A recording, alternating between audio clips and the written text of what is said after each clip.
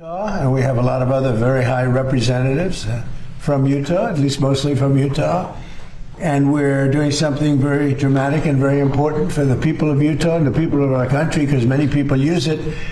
We're terminating certain monuments. They call it monuments, not the ones we have outside, but these are large, thousands of acres. It's a total of almost 3 million acres.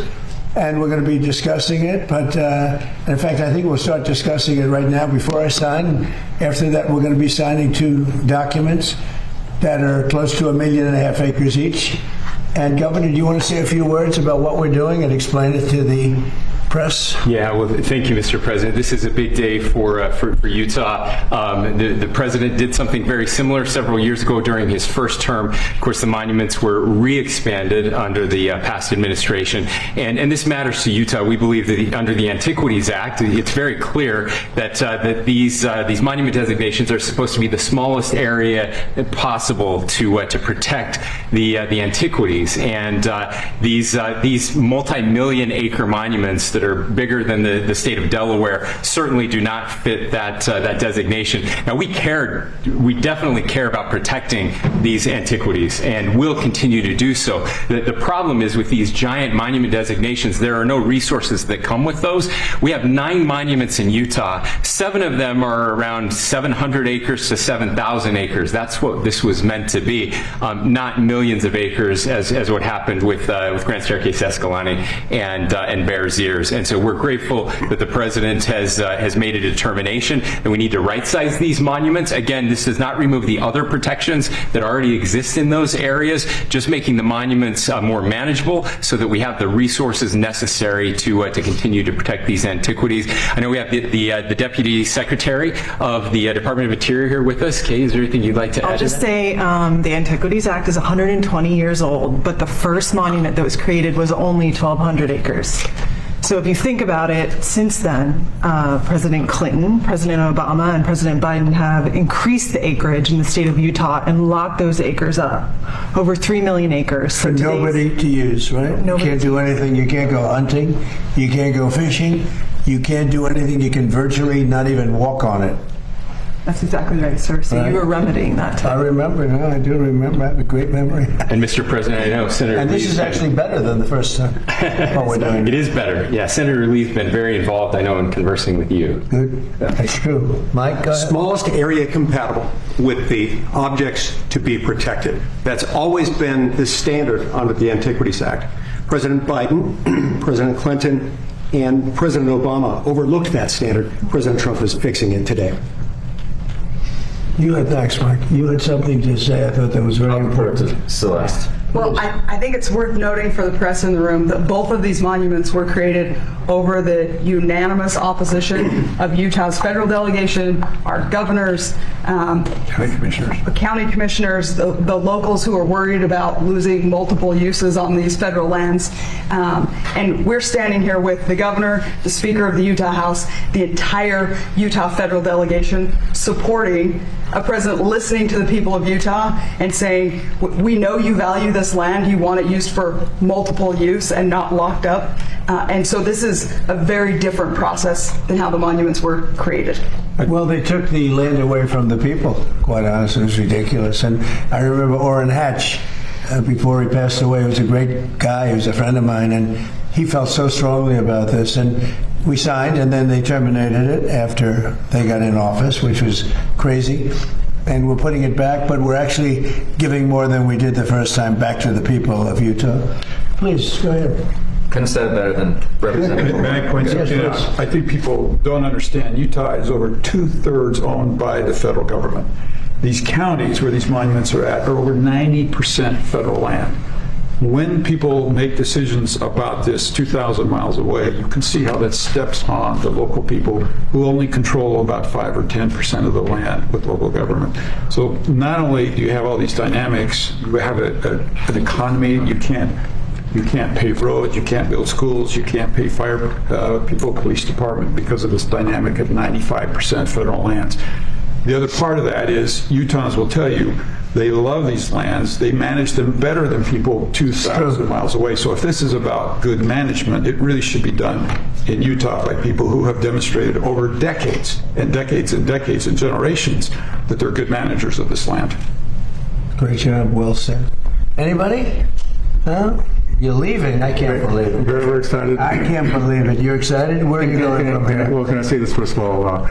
We sat down with the previous administration and said, then we just work this out, so we don't have to keep going back and forth. Just work with us. Right. And we promised if we didn't, that once we have the power, we're going to make sure that the people's voices are heard. So thank you for helping us keep our promise. Wow. And unfortunately, the last administration did not understand that this would happen one day. So thank you so much. Great honor. Let's sign. This is very nice. I'm very happy about this. And better than the first time.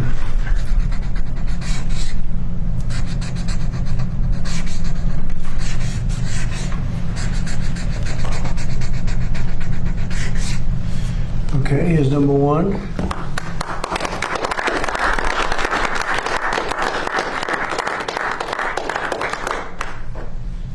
Okay, number two.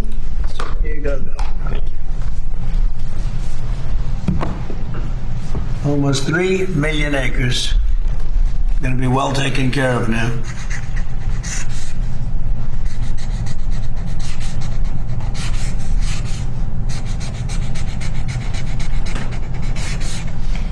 Okay. Penn, who should I give this to? Maybe the governor's representative, right? And Mike, how about taking one, right? Thank you. So, we've done something that was, I think, very desperately needed. It was very unfair to the people of Utah. And now fairness has been brought back. It's going to be better taken care of. And they'll be able to use it a little bit. So there's something very nice about that. Okay. Thank you, Mr. President. Thank you. Do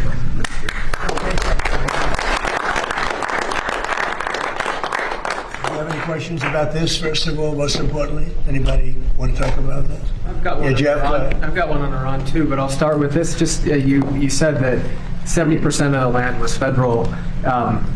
Was there any other way to turn this around? How is it that I guess my question is how did it get there if it's a state? Go ahead. You want to discuss that, please? The land ownership is what it is, but under the Antiquities Act, 120 years ago, Congress made the decision to give presidents the power to designate by executive proclamation certain land as monument. It was supposed to be the smallest area compatible with the objects to be protected in connection with that. Now, initially, as the Deputy Secretary of the Interior explained a minute ago, that meant a few hundred, maybe 1,000 or 2 acres at the most. These are 3 million acres. As I explained to President Biden, that's 2 Delawares. It's been abused, and so it was done by executive action. President Trump is right-sizing it to bring it in compliance with what the law says. And Mr. President, just on Iran, you have said now to Congress that we are back at war. How long do you expect this to take, and what's the legal basis? What? Take what? The war. Well, I think it's going very fast. We've demolished their military. We're hitting them very hard. We had a deal yesterday or the day before yesterday. It was all done. And then they broke up that deal immediately because they found out there was something in the deal they didn't like. And they're wired differently, and we're not going to put up with it. We are just going forward. We're attacking them tonight. We're taking out all of their capability for anything having to do with the Strait, with the Hormuz Strait. And I think in the end, we will end up just controlling the whole thing. And what they're doing is being very foolish, very stupid, and they've treated people horribly. They've killed 52,000 protesters so far that we can determine. It might be more than that, but 52,000 protesters have been killed. And it's really a terrible situation. We'll have it under control very quickly. You mentioned that you're going to, just one quick follow-up. You mentioned, Wait a minute. you're going to, just hold on one second. Wait, Jeff. I'm sorry, I was Be going nice. to ask the Be follow-up. nice, Jeff. Go ahead, please. Thank you, Mr. President. To teach him to be nice. Thank you, Mr. President. On your presidency, so a lot of us here actually witnessed a miracle 2 years ago today as we were on the ground covering your rally in Butler, Pennsylvania. Right. You said a lot of times that you believe that God has saved your life. Has there been a moment throughout your presidency so far where you thought this is why God kept you here? Well, we're doing a lot. You know, we have a country that I use the expression "Make America Great Again," and we've done far more than anyone thought possible, including maybe even me. We've done things that are unreal. $19.2 trillion. The money being invested in our country is more than any country has ever had by many times. We have trillions of dollars coming, and because of the tariffs and the proper use of tariffs, because of all of the things, I think because of the election, November 5th was a very important day. When you look at the military, we have the strongest military in the world. We rebuilt it largely during my first term, and we have recruitment now. We're setting records in recruitment. We had, if you go back to the campaign when I used to talk about it, the last administration, they couldn't recruit soldiers. We needed soldiers in every single branch of our military, and that included police and firemen. Nobody wanted to do anything having to do with the uniform in this country because they weren't proud of the country. And now the people are very, very proud to be an American. Our country is doing phenomenally well. We're respected all over the world. If I go, no matter where I go, we just got back from NATO, and I think you saw the response. It was like a very beautiful thing, actually. It was a total response, totally positive response. No matter where we go, we're respected again, maybe respected more than ever before. So I appreciate the question, but that's pretty much it. Mr. President, thank you. Cameron Arkin with Town Hall. I was curious about our reports about Iranian drones in Cuba. There are concerns about that. Where does the relationship with the U.S. stand there? Is military intervention still on the table there? Well, if they do have that, and they might very well have that, we'll take care of it. Marco's just in the other room. And if they do have that, we'll take care of it in short order. We're not going to have a problem. We're not going to allow that to happen. So it could be that they're storing some. We're looking into it now. It could be so, and it maybe isn't. But we'll figure it out fast. And what are you expected to speak about on Thursday evening? I'm going to speak on Thursday. We were thinking one of the nights, but this has been such a busy news day today with all that's happening. A lot of very positive things have happened, including the Indy. We're going to have an Indy race, as you know, in 41 days. And that's going to be incredible. Around the Capitol, around down Pennsylvania Avenue, it's going to be something. They have 250,000 tickets ordered. It'll be like UFC, which set every record in the book for that business, which is the business of fighting. So we have the Indy cars coming, and it's going to be great. And while we're talking, I have to pay on behalf of Mike and myself, and I think everybody's standing behind me very strongly. I want to pay my respects to Lindsey, who was our friend. He was a friend of all of us. He was a great guy. He was a great politician, actually. And it's hard to believe he's gone. He spoke to me just before he passed away, just to say hello. He got back. He felt fine. He was a little tired. And then this whole thing happened. And it's tough. So the flags are at half-mast until Saturday evening, which is an extended period of time, generally speaking, but I think he deserves it. And he's a fantastic person. He was a fantastic man. He was actually a great politician. He got along with almost everybody. And when he didn't get along, they knew it. He was tough, but he was a good man. He was very much in favor of the Save America Act. He called me about that. We were talking about that and some other things. But he just felt tired, but he felt fine.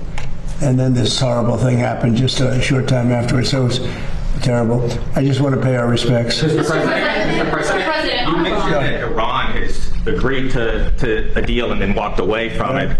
Have you reached the conclusion that a negotiated settlement won't be able to happen? No, I never reached that conclusion, but we're hitting them very heavy tonight, as you know. We're hitting them. We have tremendous amounts of ammunition. We have numbers that we haven't had in years.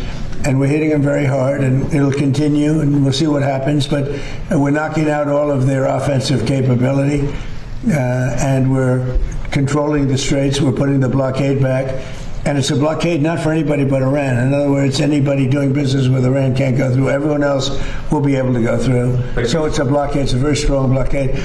The blockade was probably more effective even than hitting them, but I think the combination is the thing that really does it. But you think a deal is still possible? You think they'll return to that? Yeah, I think a deal is possible. Sure, I do. But, Mr. President, you noted the United States is bombing Iran again. I mean, you've been bombing Iran for months now. Is this just the new normal for the Americans? No. Well, we're in Vietnam for 19 years. We're here for 4 months. So I think we've done a lot. We've knocked out their Navy in a period of 1 month. We knocked out their Air Force. Their Air Force is non-existent. We knocked out most of their missiles, most of their drones. We knocked out their drone manufacturing capability, about 92%. Their missile capability for manufacturing, we knocked out 89%. And they have a little capability, but they don't have any capability for us. This is almost a military skirmish. Now, with all of that being said, you have to get people that want to make something. We had to deal with them 2 days ago, and then they said, oh, we can't make that deal. We have to negotiate it further. And this is what they've done for 47 years. The difference is nobody negotiated like I do. And this should have been done by Bush and Obama and Biden and people before them. Frankly, it's 47 years they've been ripping off everybody and really hurting and killing thousands of people. So they killed 52,000 protesters, but they killed many, many people with Soleimani, who I killed in the first term. Soleimani killed many people, many people, and not only killed, when you see a young former soldier walking around with no legs, no arms, a face that's been horribly, horribly hurt, that was done by Iran. That was done by Soleimani, who was a person that was very evil. He was an evil genius. He was looking to take out a lot of our military installations in Iraq and Iran, and I got him before he got us. So we have to do what we're doing, and the strait is open. It will be open. We've cut down their capability very substantially, but they're going to fight for a while. Our military has done a fantastic job. And the bottom line, though, and I say it to everybody, and I say it as much as they want to listen, Iran will not have a nuclear weapon. If we didn't bomb them with the B-2 bombers, that plane right there, if we didn't bomb them, they would have had a nuclear weapon long ago. Within 1 month from the day we bombed them, they would have had, if we didn't do it, they would have had a nuclear weapon. If they had a nuclear weapon, Israel would no longer be with us. The Middle East probably would no longer be with us, because you saw they sent missiles to 5 different countries that never even knew they were involved, because they're stone cold crazy. They are crazy. And we're not going to put it up. Yeah, I want to be reimbursed because we're protecting a very rich portion of the world. We're spending money. And so what we've done is we are going to be reimbursed for protection. We're protecting by the countries that we're helping. For instance, you look at the 5 countries. You have Saudi Arabia, you have UAE, you have Qatar, or Qatar as I always say, you have Qatar, Bahrain, and by the way, you have others. You have Kuwait, and you have others, and they will do very well.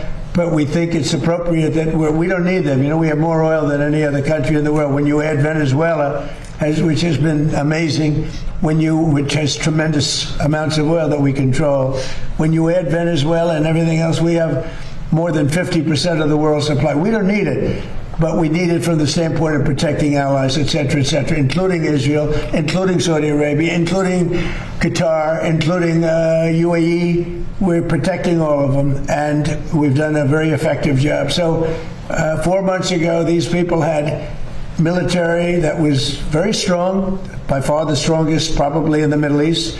They were called the bully of the Middle East. Now they don't have a Navy. They have 159 ships underwater. They had a total of 159 ships. Now every one of them is underwater. They had 230 airplanes, attack planes. They're all gone. They're gone. They had tremendous radar. It's all gone. They had tremendous anti-aircraft. It's all gone. Sadly, their leadership is all gone. Their first-tier leaders are all dead. Their second-tier leaders are all dead. Their third-tier leaders, who we're dealing with, more or less, some of them are already gone. And then you read fake news like your network, CNN, which is fake news. You read them, you have them say, well, actually, aren't they doing quite well? Let me just tell you, they have now inflation of over 300%. 4 months ago, they had inflation of 5%. Now they're at over 300, could be 350%. They made a deal, they broke it, probably 10 times. And they killed a lot of people. They killed our people. But the protesters, what they've done to the protesters, 52,000.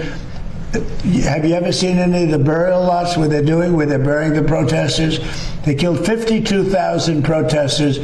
And on my watch, they can't do any of that. So we have them in a position that They don't have any military. There's not a thing they can do about it. All they have is fake news, because they have the fake news, would rather see us lose the war than win the war, which is really treasonous, in a certain way. So we're doing another very major attack tonight. They want to make a deal. They came back. We made a deal 2 days ago, and they want to make a deal. They've been negotiating for 47 years, but nobody's ever hit them militarily. We're hitting them very hard. Thank you very much, everybody. Thank you very much. Thank you for